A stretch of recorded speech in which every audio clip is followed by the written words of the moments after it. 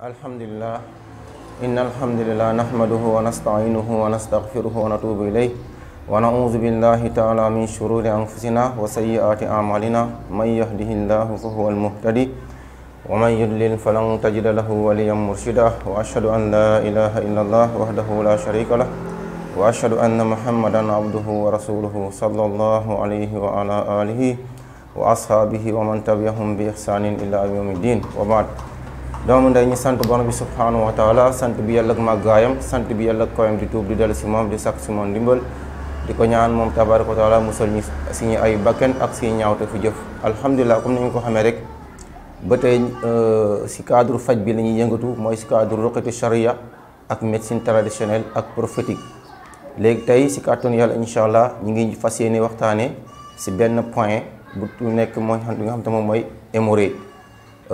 hémorroïde lu ko lambaal tamit dañ siy waxaal tamit tuuti si nga xam te moom mooy wàllu méttitu biir incha allah bu soobee yàlla incha allah lu mooy suñuy thème tey si kàttanu yàlla waaw. bëggee xam incha allah si gàttal dafa yaatu parce que buñ bëggee expliquer hémorroïde tey si gàttal mbokk bi maanaam nekk na feebar boo xamante ne tey askan bi majeure partie si askan bi moo dañ koy jàmbat moo tax léegi. nag lan moo tax ñu koy jàmbat mooy nekk na feebar boo xamante ne nu muy génne si nit ki si benn boule la boule boobu dafa nekk loo xamante ne si biir lay nekkee comprendre na léegi comme genre picc lay nekk mu ngi nekk si partie inférieure rectum bi si partie boobu lay nekk si suuf comprendre na léegi nag nu mu nekkee noonu si biir bu newee ba am doole si lay génn moo tax ñu tuddee hémorroïde interne ak externe bu nekkee si biir tant que génnul dañ koy tuddee hémorroïde interne léegi bu boobaa. des fois di nga gis nit ki des fois muy dem cabinet muy contracté wu pour dem cabinet léegi muy génnee deret léegi boobu instant boobu hémorroïde interne la hémorroïde interne day génnee deret sax fekkee boobu génnagul sax léegi bu boobaa su nekkee nit ki dem faju ko nu muy gën a dégénérer muy gën a garaaw da ngay si muy gën a jëm kanam bu boobaa si lay génn mais nit ki su ko dogaalee instant bu mu nekkee si biir mu nekkee interne mu dogaale ko instant boobu mun na ko faj. mun na wér incha allah voilà. hémorroïde lu koy andi sëñ bi dafa bëri daanaka ñi bëri dañuy cadré wu di wax naan hémorroïde par exemple lu koy andi mooy toogaay bu bëri toogaay bu yàgg wala boog taxawaay bu yàgg wala boog yenn kii yi naam loolu da koy joxe waaye man si sama cadre bopp damay naan il faut ñu contrôler suñu alimentation yi. alimentation yi surtout alimentation yi ngay lekk ci aliments yi gras yi les aliments pâteux yooyu boo koy lekk imagine nga lekk aliment gras nga toog benn place toute une journée ngay liggéey léegi digestion bi day yéex léegi digestion bi ni muy yéexee léegi nag muy aliments yi di dajaloo foofu léegi nag bu boobaa day andi ay constipation bi dem bu jural la hémorroïde comprendre parce que lan la loolu surtout les aliments gras léegi lu tax gars yi di centré wu tout le temps ñi naan. toogaay bu yàgg mooy jox hémorroïde toogaay bi man mun naa wax ne waaw mun naa wax déedéet parce que lu tax bu fekkee yow yaa da nga contrôler sa régime sa alimentation bi ngay lekk ay par exemple aliments yi nooy nii ngay bañ a lekk aliment trop gras aliments yi xam te ñoo pâteux comme ay dugub ay yenn yi mun nga ko lekk nga toog toute une journée du la wàññi dara mais ñaata si ay nit ñoo xam te ne tey nga gis leen kii maçon la kii mu ngi liggéey boo xam te ak dafa actif. mu ñëw si man mu waxtaan man ma ne ko te fekkee dafa am hémorroïde ma ne hémorroïde laay ñëw pour faj si ma ne ko yow loolu mu ne man maçon la léegi te maçon ma est-ce que kooku day toog sur place déedéet kooku muy dafa actif mais am na hémorroïde mais kenn kon bu boobaa boo nee hémorroïde kuy toog rek mooy andi hémorroïde déedéet mais da ngay gën a centré wul si nga xam ne moom mooy lekk yi surtout lekk yi la ñu war a xool la ñu war a xoolaat càmbaraat ko imagine nga lekk par exemple pain nga jël pain def si li nga xam ne moom mooy comment dirais-je ay macaroni wala spaghetti ñaari pat nga boole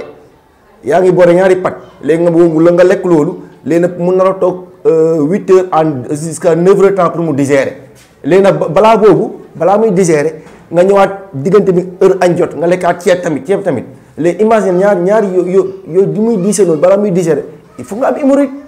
yooyu ko après da lay andil indigestion bi andi la constipation ba jural la dem jural hémorroïde léegi yooyu boo koy faj waxuma du wér de mais boo ko balaa pour nga mucc si il faut nga dogale ko instant bu ma nekkee hémorroïde interne nga koy dogaale balaa muy génn léegi bu demee ba génn bu boobaa beneen traitement lay nekk comprendre si gàttal daal yii moo jox hémorroïde ak kii mais nag am na leneen tam lu koy joxe tamit ñu bëri ñu si bàyyi xel des fois di nga gis koo xam ne day faj hémorroïde faj ko ay ati at par exemple mu faj ko ay ati at du wér dem ay hôpital ba ñu koy waaju opérer sax am ñoom dañuy dem ba opérer sax léegi lan mooy ko waral des fois di nga lekk won ñi defal la liggéey maanaam liggéey defal la liggéey si lekk wala si naan léegi njabar boobu soo koy lekkee bu yàggee si biir bi day dem ba jur def comme genre gaz comprendre def comme genre gaz di la defal ay indigestion bu andi la ay constipation ngay am ay nausées te bokk na si liggéey boo xam ne koo xam ne dafa am liggéey boo xam ne dafa ko lekk liggéey njabar noo koy xamee majeure partie moom day am ay nausées xel bi day teey chaque jour day mel ni kuy bugg a wàcc du mun a wàcc biir bi di ballonné maanaam du am ay indigestion loolu mën na at jëm bi loolu yooyu nag boo koy faj boo ko fajul nag bu nee ba yàgg day andi da leen andi la constipation ma andi hémorroïde léegi hémorroïde boobu bi nga xamante ne njabar bi nekk si biir moo ko causé hémorroïde boobu soo koy faj tant que njabar bu wérul hémorroïde du wér moo tax ñu bëri comprendre moo tax majeure partie ngay gis ñi jàmbat hémorroïde ñi koy faj ba sonn du ñu wér fekkee dafa cumulé wu fekkee njabar dafa am liggéey bu nekk si biir bi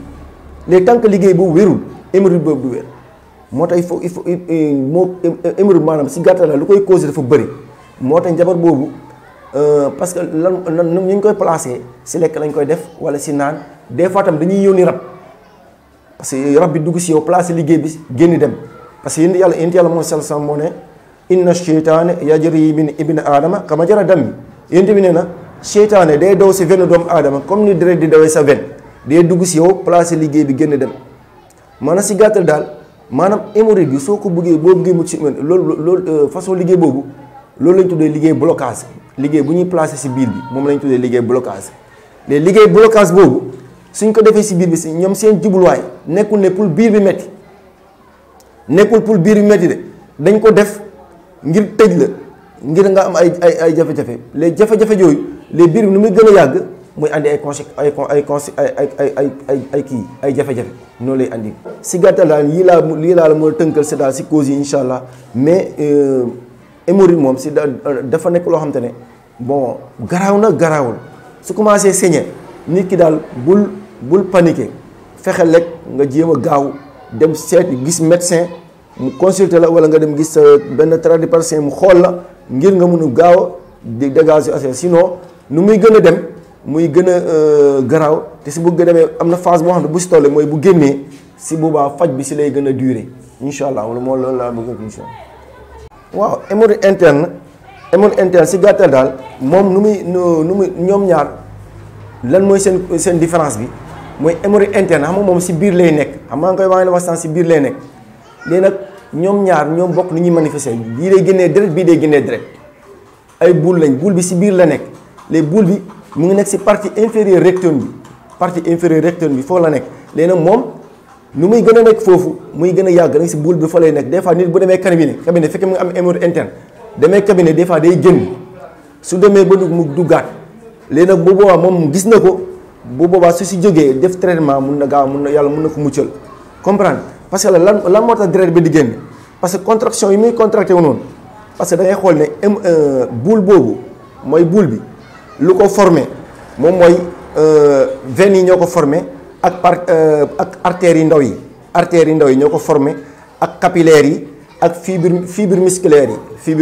yi ñoo ko formé léegi yooyu moo tax veine fu mu nekk xam nga loo fa deret dafay bëri léegi loolu moo tax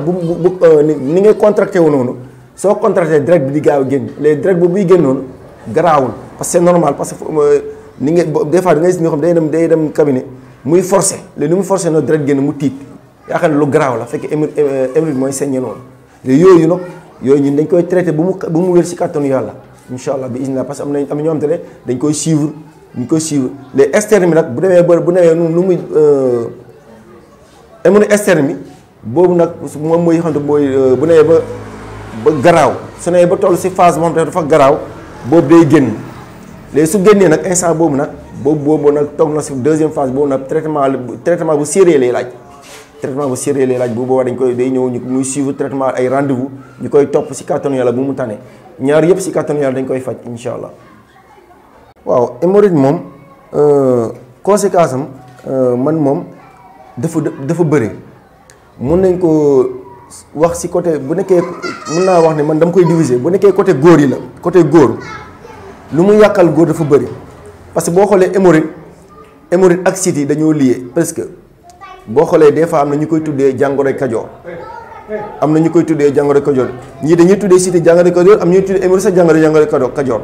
kon cela veut dire que hémorroïde ak siti ñoom dañoo lié moo tax bay faj hémorroïde te fajoo siti c'est comme zéro parce que hémorroïde bu nekkee si yow fekkee dafa fekk siti sa yaram hémorroïde bi nu mu bu ñëwee day siti bi day gën a yokk siti bi bu nekkee si yaram bi fekkee am nga hémorroïde day gën a am doole moo tax booy faj hémorroïde te jëloo garabu siti c'est comme zéro léegi nag hémorroïde boobu bu nekkee si comme par exemple góor bu nekkee si góor yow boo ko fajul da ngay gis commencement bi signes yi ngay njëkk a gis mooy signes yi n'est-ce pas yooyu nga ma laaj signes yi mooy par exemple ndigg li day faral di métti day faral di am jàmbat méttitu ndigg tout le temps mooy hémorroïde bi su nekkee dem na ba am doole da lay defal constipation ngay seere boobu nag nu muy gën a intense nu muy gën a am doole mooy waral ndigg li di faral di métti les seere boobu nag soo ko fajul seere boobu soo si jógul mun na dem ba téye sa ngóora mooy mu wàññi sa ngóora mu koy wàññi parce que la constipation kuy faral di seere lu ëpp doo am kattan loolu ma bu sa sonn ku la dàkk seere boo ko laajee ñaare amul kattan moo tax constipation bi nag nu muy gën a ñëw nag mu ngi wàññi sa puissance léegi nag moom boo bokk na si kii signes yi tamit bokk na si day wàññi sa vision en même temps day defal nit ki yaram bu tàng mu lay defal des fois ngay tayal mu lay defal ay mauvaise haleine parce que la biir bi lu fa nekk mooy dégager sa gémmiñ di génne xet bu xaw a naqari maanaam des fois da nga si ñoo xam te sax seen yaram day xasan parce que la des fois da nga si comme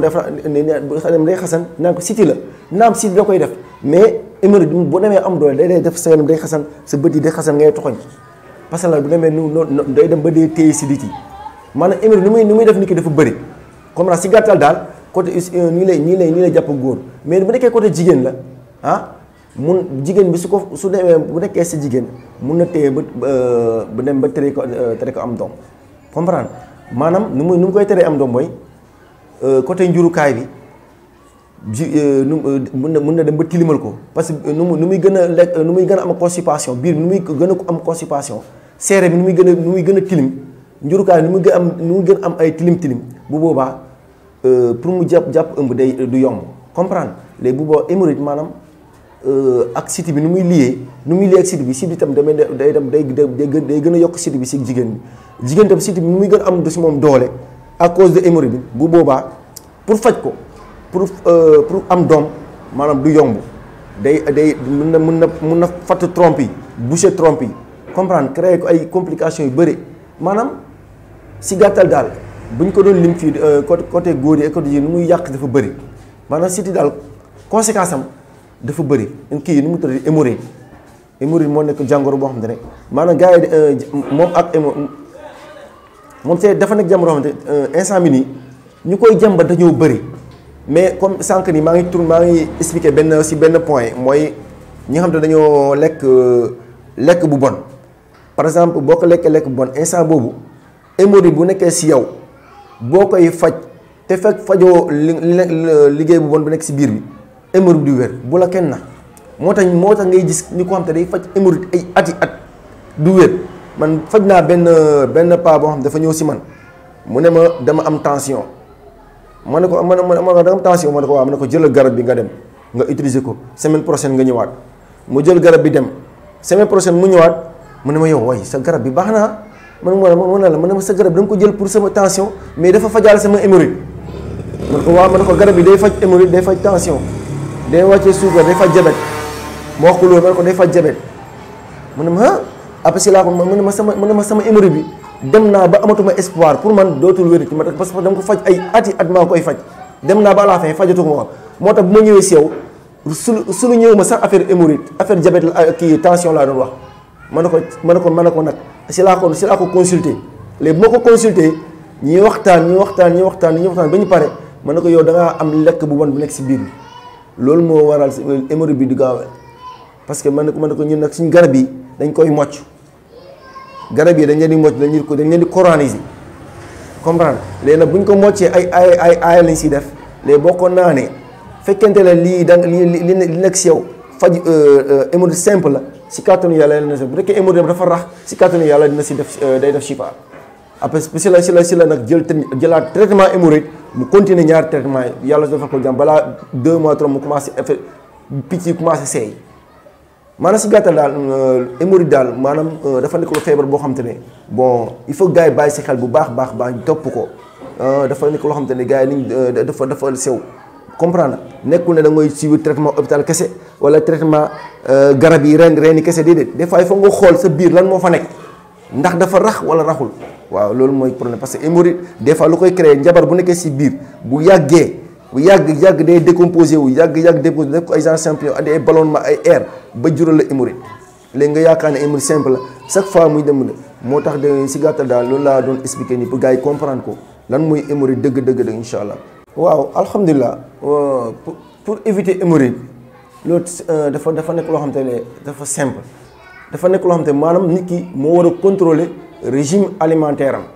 maanaam il faut nga contrôler li nga xam ne mooy sa alimentaire maanaam yow nga xam ne man de ko hémorroïde am na yow suñuy maam yi bu njëkk ba luñ daan dañuy xëy ndekkee fonde ndekkee cere